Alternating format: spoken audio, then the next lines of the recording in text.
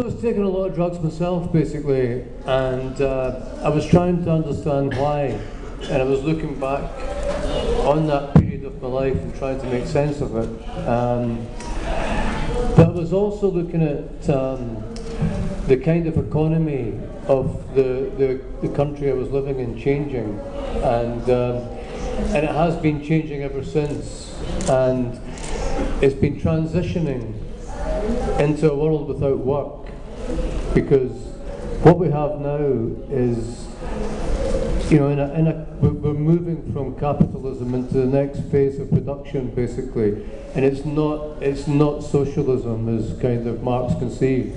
We don't really know what it is. It's based around the information technology and the sharing economy, and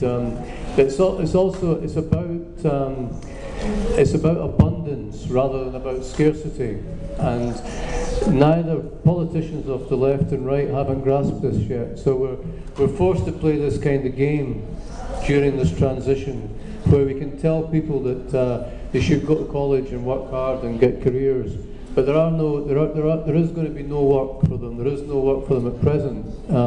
We're moving into a world without work, and nobody's grasped this. And to me, what it is with the reason that drugs are so ubiquitous is they've basically replaced work, not just as something to do, as an economic activity, although there is that aspect of it as well in most communities, particularly poor communities.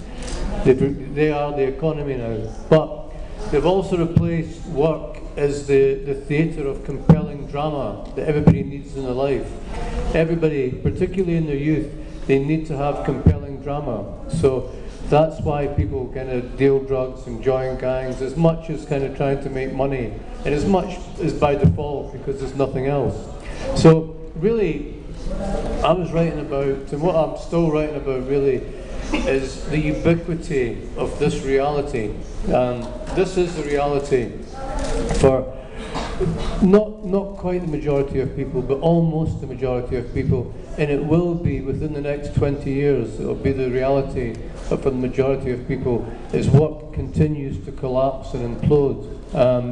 But we're still driven by the fantasy of power elites in our society, that we can go back to this kind of full employment, high wage economy. It's a fantasy. It'll never happen. It can never happen. It logistically just can't happen. Now we have like kind of governments and corporations. The state is almost indistinguishable from kind of big scale private elitist interests now. They work in exactly the same way, and they propagate the myth that we can go back to some kind of golden era of a post-war economy where we had full employment, we had no drugs, we had opportunities, we had education for all.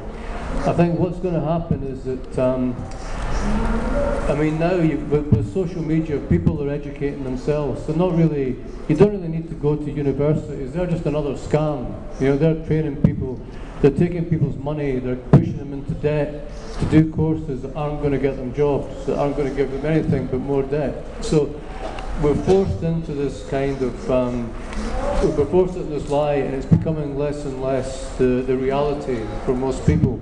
So, and that's because we're in this process of transition. So it's a great time to be a writer, because everything is up for grabs, and nobody really knows how we get from this current mess of a status quo, and all these silly kind of wars and all that go along with it, you know, for resources in the Middle East, and the whole imperialist kind of sort of mindset of exceptionalism and this geopolitical control.